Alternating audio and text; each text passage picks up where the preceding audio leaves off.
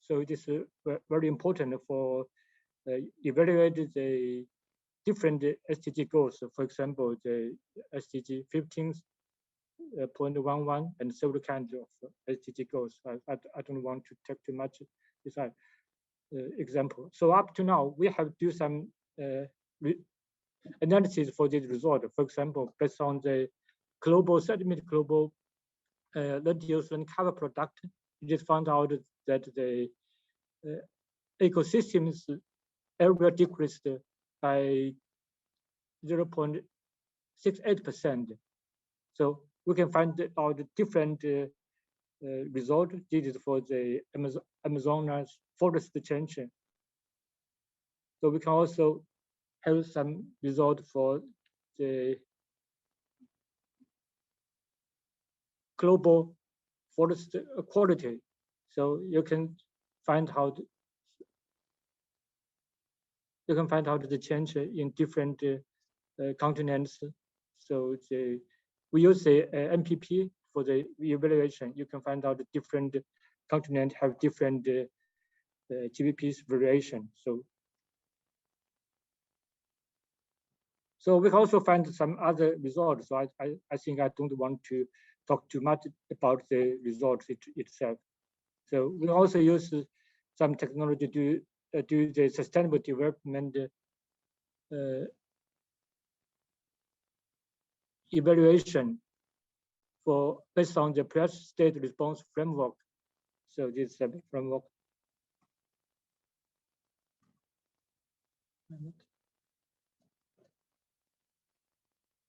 So we can find out some results. So for example, for the state index and for some press index, and we can find out some the global ecosystem status may be deteriorated from 2000 to 20. So we can do some prediction for the ecosystems pressure. So in the future, we will continue to learn from the experience of GEO activity to support the GEO's engagement priorities, such as sustainable development goals, climate change, Paris Agreement, or the Sendai framework, and urban resilience.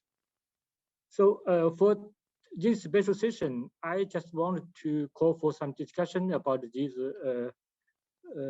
issues. The first one is we have made significant progresses in the framework of the GEO and the LG GEO. How to fill the gap between the Earth observation technology and the policymaking support information for SDGs. For example, today we have presented a different example from the different country, different research group for Earth observation technology. But how to provide the policymaking support information for the government or for the international organization, I think it is also a challenging issue.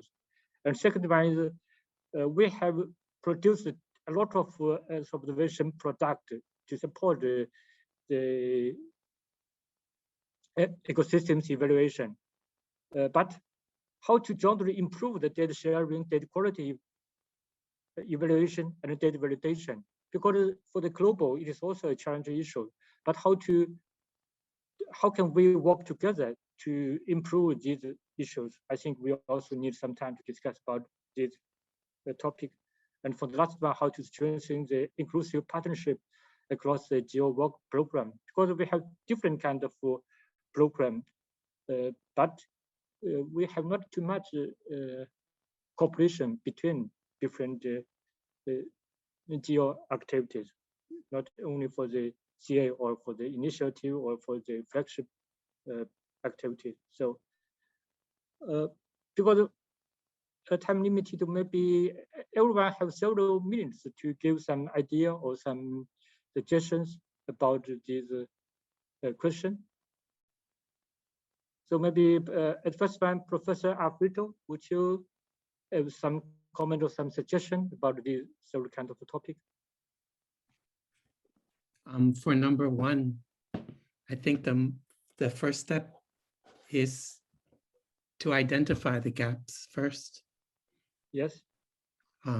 and possibly that could be done per SDG,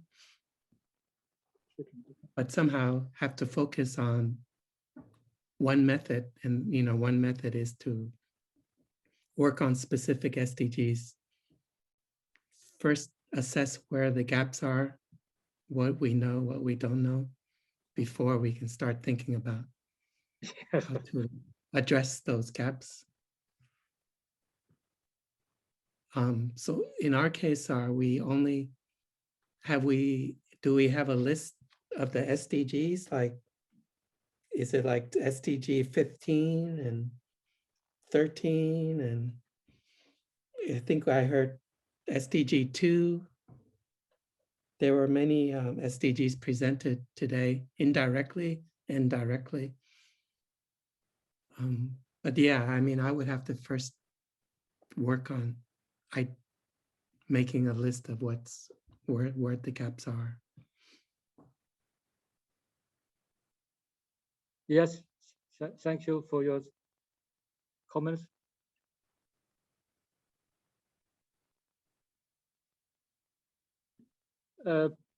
So, Dr. Xin, do you have any suggestion or comment for these problems, these issues?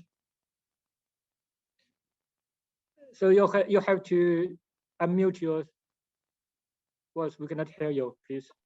Yeah. Firstly, actually, I'm very impressed by the last page of Professor Alfredo.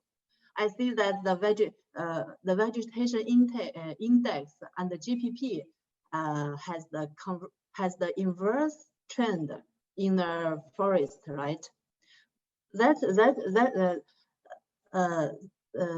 Actually, when we do our research, when we do our research in the Euro-Asia forest, we also compare the several set of data and found that we used the MODIS data product, used the GLASS data product, and also the geovegetation product, and found the data are some data are good in China.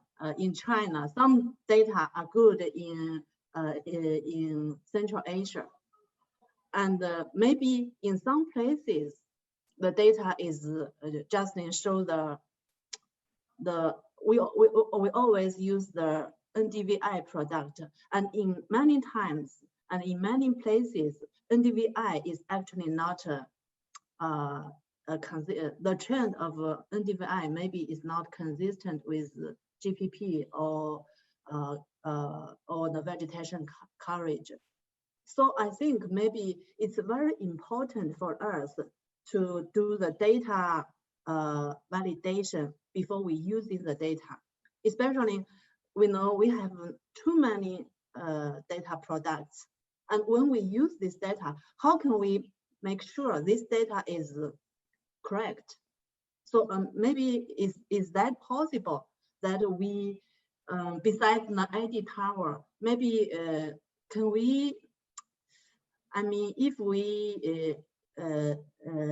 it's possible in the GEO framework, that we can establish the network that is for validation, that is for the ground-based data for the validation of satellite products. Is that possible?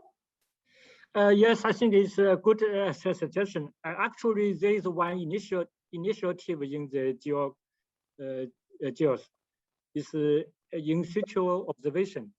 So maybe we can have more communicated with this initiative.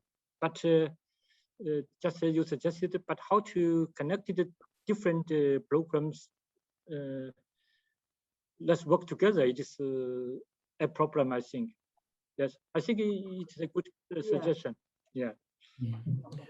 So we will provide more information about this initiative. It's I'm not sure about the name exactly. It's the key word is in situ observation. Right? It is the objective for this initiative is trying to construct a validation network, but it is very difficult to put the together. Validation, yes, validation network. Yeah, so I think it is also ground. Yes, about the ground truth value is a challenge issue. How to do the observation, how to do connect the network together, and how to evaluate the field observation data. And there is also some challenges, scientific issue. For example, the scaling effect between the field observation data and with the remote sensing product. I think Professor Alfredo has also given us a good example. For example, even for the NDVI, the solar wheels angle, and it's also a very important issue. We have to consider about the scientific issues. So. Oh, that's just, yeah, that's BRDF. But yes. And I think as far as the GPP, that's where you have those people doing fluorescence to try to get a better estimates or connection coupling to GPP. Yeah. But I think for the vegetation, especially high latitude, it can stay green all year. But every time it goes below 0 degree, we know it's not active. But the vegetation index still thinks it's green. And it's correct that it is green. So it just doesn't mean we have to interpret it correctly, I guess. Yes. So how to connect the remote sensing product with the SDG indicator? I think Dr. Ness have given you some example. Use the model, how to connect the model with the Earth observation data together. For example, for the urban expansion simulation and prediction, and to support the urban policy making. So Ness, do you have any more comment or suggestion about these issues? Thank you, sir, for your nice interactions and focus on the study as you represented that my research was actually aimed when I was, that during the staying time in Beijing, then I proposed this because of the trend of the Sustainable Development Goals was not set at that for the earthquake city area. That was my tested project at that time, but the problem was that we can also assess not only the Chinese, the parts, but we can also assess the globally that there is, the cities have been more risk of that kind of, the earthquake triggering effect that may have effect in the upcoming time. Even it the 1 or 2 years, or even it 10 years cycle interval, or bigger event can be occurred at any time. But we can access very rapidly how the ecosystem was, have fragile over there due to the, the earthquake risk factor was developing, or how much risk factor was there. So this research is a tested project of that, with the geological data, with the, that other sorts of the phenomena that are the digital elevation model, the derived products of the, the slopes and other things. If we have a current data, suppose I'm using the DEM of 2010, at that time. But if we have suppose a earthquake city area if we can access the LiDAR data sets, the DEM that we can produce, however, the current data, if we have, so that we can correctly assess as the lineament data that we can generate based on the Landsat or even the GOFN that I tested during my PhD research. So higher resolution data can tell you the more detailing, more better risk factor about the particular area. So we can have a focus on across the world or even the Belt and Road Initiative, we can also initially assess. So we should work together about someone have a focus on ecological issues, someone have focusing on the different landscape risk pattern development. So we can work together, and we can go for the future to attain the sustainable development goals. So thank you, sir. Okay, thank you so much. Dr. Zhang Qi, so you have presented us a lot of results about global lake monitoring. So what do you think about how to sharing this such result to different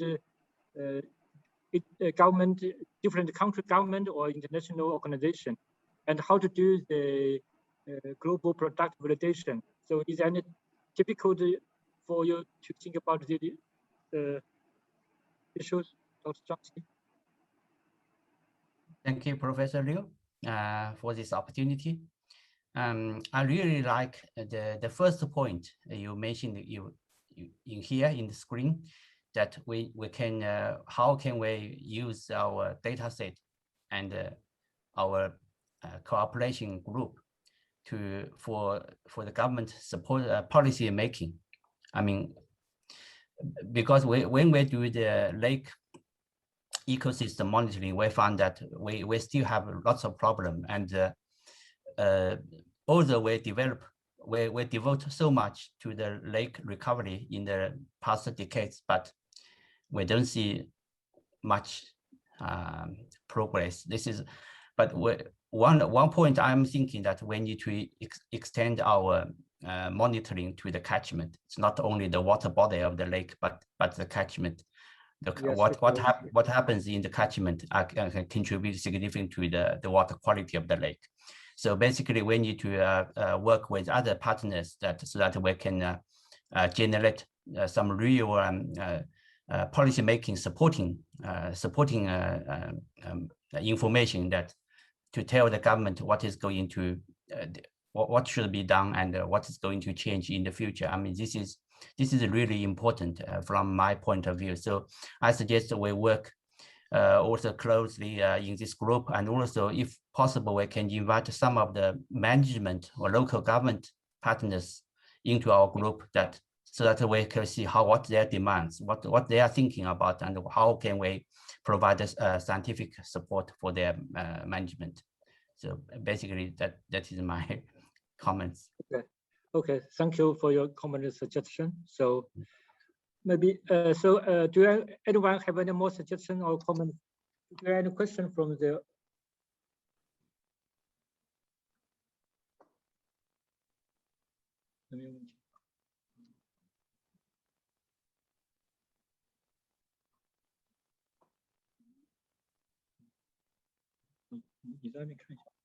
So, do you have any more question or more comment or more suggestion?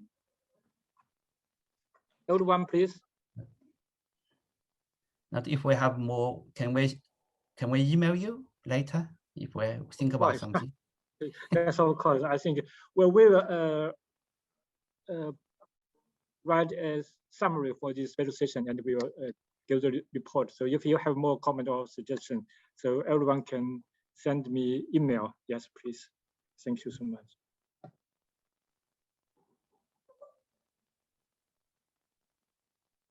Yeah. So if we have no more questions, so I think it's time for us have to stop here. So we have